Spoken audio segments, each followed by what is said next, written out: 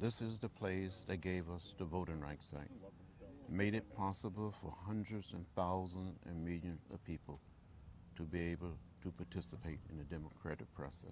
People in Selma, all across Alabama, in Mississippi, and other states of the South struggled, fought, and died for the right to vote.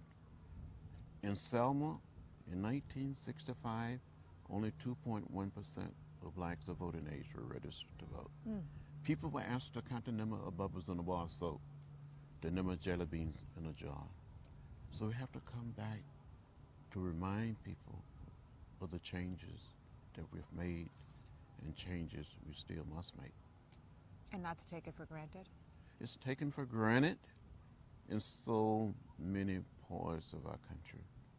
It's not only affect African American, but white American, Native American, Hispanics, and others. You marched across this bridge in a peaceful protest, and you were met with the billy club on your skull. Do you have memory of that moment that you got beaten almost to death? I remember so well the moment that I was beaten and left the foot of the bridge. I thought I was going to die. I thought I saw death. I thought it was the last march.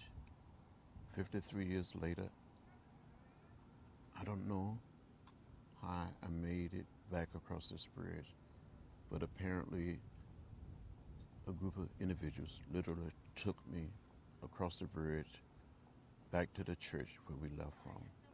But I do remember being back at the church, and someone asked me to say something to the audience.